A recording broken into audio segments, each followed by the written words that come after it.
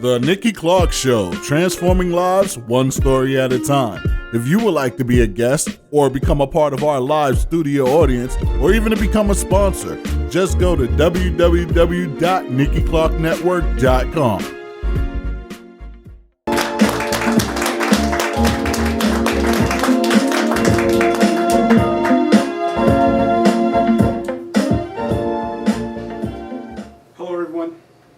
Hello everyone, this is DJ Ron John, and this is the Nikki Clarke Show.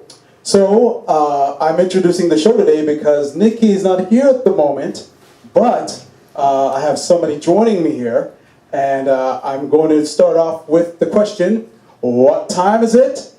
Hot Topics! Joining us right now, straight from Yard, Jamaica, is Nikki's Aunt Daisy. Give it up to from his Aunt Daisy.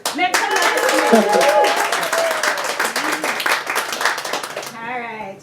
How are you doing, DJ Ronnie Johnny? We're well seen, I'm doing good. Everybody nice? Nice. Alright. What a lovely place. Oh yeah? Yes, a la Creole. Very nice. It reminds me of home. In what way?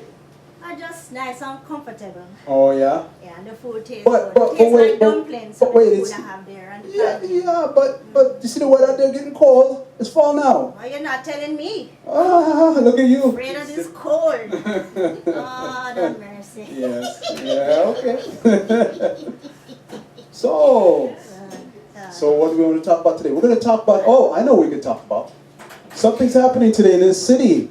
Today, the Blue Jays, the Toronto Blue Jays, the local baseball team, is one win away from clinching a division title. Something they haven't done since they won the World Series. Very big day today. So they're supposed to be in a doubleheader because of a rain out the night before. So the way it's going to happen is they have 2 games they can play. Well, basically any game they win from this point on, they win the division. So basically what that means is that they don't have to play a playoff game, which the team that would finish, like if they were to finish not winning first, then they'd play a playoff game, but they don't have to do that. They're automatically in the playoffs, and they'll wait for whoever they face in the playoffs, which is good. Oh, that is nice. Yes. That is nice. Yes. Very nice. Okay. You're in the cricket more than baseball, right? I don't know what this baseball team. Oh, you just know the cricket, right? I know the cricket bat, and I know the bowler. The bowler. And that is nice. Yes. That's good. That's good. So something else is going on here, and I know Jamaica's been very familiar with this stuff, but I mean, in other ways, but election is coming up in Canada in 2 weeks, you know. Yeah, the 19th of October. We don't like to talk too much about election in Jamaica. I know, the election's very bad in Jamaica sometimes. I know that. I know that. It's not as crazy up here, but you still have some crazy people in politics though, saying and doing stupid things, you know, and stuff like that. They always say stupid things. Of course they say. That's what they do. Yes. Dumb things they say. Yes. So a lot of things been happening. Some groups have been. I think I recently saw Blue Rodeo put out a song, an Auntie Harper song. So yeah, it's getting quite interesting. When I look at Harper, I think, boy, something wrong with him, you know. Something is wrong. You don't not take your spirit. It not take my spirit. The spirit not make. Yes. I look into him eyes, something wrong with him. I've heard that before. I will pray for him. I will pray for him. Yes. So another thing is going on here, you know, Uber's been such a big thing going on in the city, you know, the cab drivers, you know, have an issue with the Uber, but the Uber's been effective in moving people around, but now you're getting this little issue I hear about some guy getting arrested for assault, sexual assault or something like that. What's That is craziness. Yes. That I don't understand. You know, the other day, I was taking the taxi. I wasn't taking the Uber Scruber. I was taking the other Uber one. Scruber? The orange one. The orange one, okay. And the man said to me, "Hi, sexy." I said, "But what is this brightness?" I said, "Excuse me, young man, who are you referring to? Hi, sexy." He said, "You." You put him on the manners, eh? I said, "Hold on, take down my number." But it's a bad thing. Yes, a very bad thing, you know. Yes, my boyfriend didn't like that. My Tuesday boyfriend didn't like that. Tuesday boyfriend? Wait. How many boyfriends you have? How you mean? How you mean? I have one every day of the week. Oh, Daisy, man, you must slow down. Come on. Oh, I'm gosh. 83 years old. Every day I will find somebody now. Oh, Except boy. Sunday. Sunday is for church. Oh boy. well, anyways, thank you for joining us, and hopefully your niece will be able to join us soon. I don't know where she is. She's supposed to be. She went somewhere. She left the place and she hasn't come back yet. I don't know. You have to give her a talk, you know. I'm A going to good give talk. one A good talk. talking. Yes. Yes. Don't understand how this thing happens. Yes. Anyways, we have a really great show for all you all tonight, and this is the Nikki Clarke Show. We'll be back in a moment.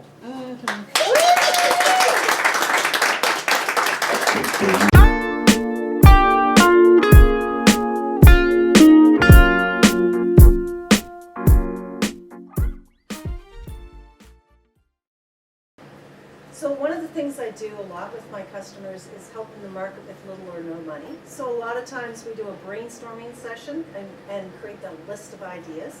And depending on what they want to do or what their skills are and their timelines, a lot of people just want the list of ideas and they want to try and doing them all by themselves, implementing them by themselves.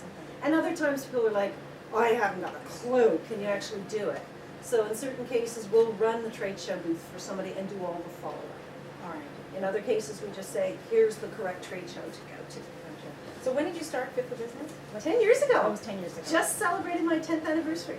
Okay, excellent. Yeah, congratulations. Thank you. What year do you think is the most challenging year to get to? Is it the first year or is it the 5th year of business? I mean, if you can get to the 5th year, what would you say from your experience? For most people, getting past that between the 3-month mark and the 1-year mark, because a lot of people get into business and they're all excited and they've got all the adrenaline and they're going full speed, and around 3 months, 6 months they go, wait a minute, I'm working 1 million hours and I'm not making the money I thought. What did I sign up for? What did I sign up for? They didn't quite figure it out in advance, and that's where a lot of reality check happens, and so that's where a lot of people start reaching out for help and trying to figure out how can they improve it, how can they get more sleep, how can they get more money, and less stress, of course. So what is the whole mission statement for Fit for Business then? Fit for Business is designed to help people grow their business with little or no money and be a resource and a friendly advisor for them. And what are some of the services that you provide for the clients that contact you? We sort of have 3 categories. One is the consulting, either business consulting or marketing consulting. We have training, because I do a lot of sales training. And then we have all the marketing pieces, the design, the printing, the implementation. Now, did you ever face any of those challenges in the first year of your business? Anything that you'd like to share with us? First year of my business was very interesting because I actually had a husband who traveled all the time and little ones. And so... How many children do you have? I have 2. 2. I always say 23 and a half when I do workshops, but I'll be more honest with you. My littlest one at the time was in kindergarten. So kindergarten at that point was 2.5 hours. And so Monday to Friday I had a 2.5 hour window to run my business. So the only meetings I could go to were in the morning, and I had to be back in time to pick up my child. And in some ways that was a huge disadvantage because not very much time.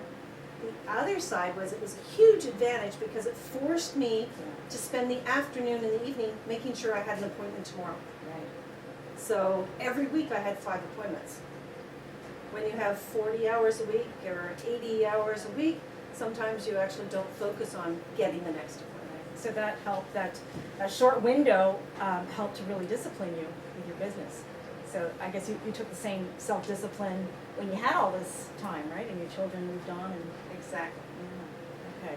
So this is what what are some of the workshops that you offer, some of the seminars that you help to nurture businesses and business owners? I do a lot of mini workshops. Sometimes it's 10 minutes for whatever business group, and other times it's an hour and a half or a 3-hour workshop. So no dollars marketing is one, shape up your sales is another, and just trying to figure out how to help businesses So I adjust depending on what the group needs as well. Okay, so you customize based on what they need. Yeah, right. What is the common thread for people coming to see you? What are they looking for?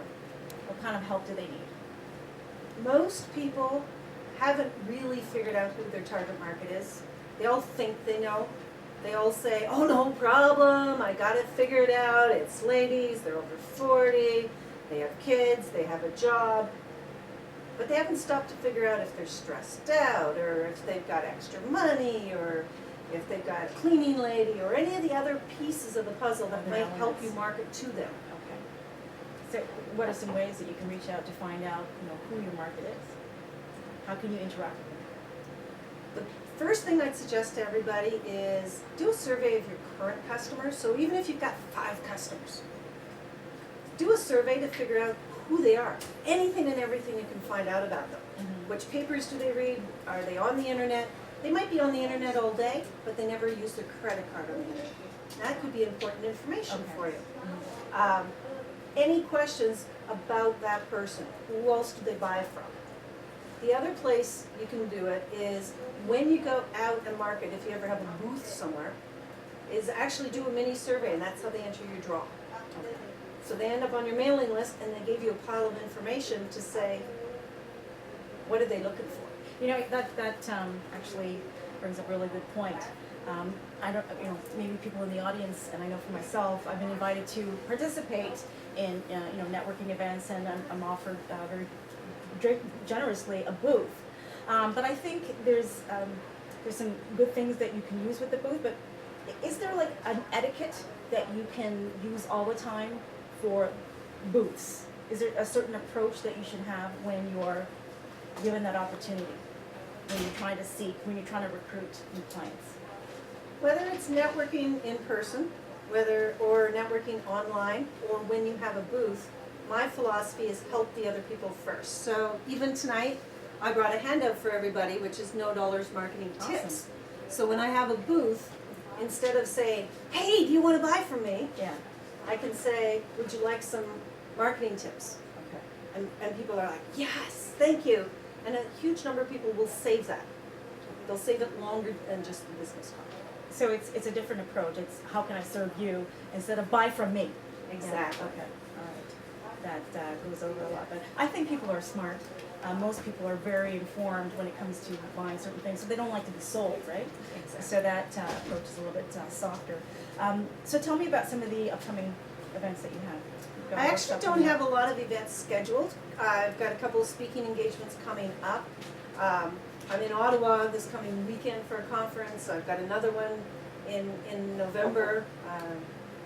So there's a how to start a business consulting one coming up in November as well. But the thing I'm focusing on right now is the brainstorming piece of things. And that way people can jump in, do a 2-hour session for $200 and not feel like, oh, I have to come up with $10,000 to hire a business consultant. I can hire and get the piece I need. And get the piece you need and then work out the rest myself. Exactly. Quick question. Does every business need a business plan? Is that the route for survival? I think every business needs a business plan because it gets you organized and it answers a pile of questions. Something as simple as, are you using your cell phone or your house phone, comes out when you do your business plan. Where can people find you, Cheryl? I'm Cheryl, Fit for Business, and to find me, it would be www.fitforbusiness.ca, new version coming shortly, and info@fitforbusiness.ca.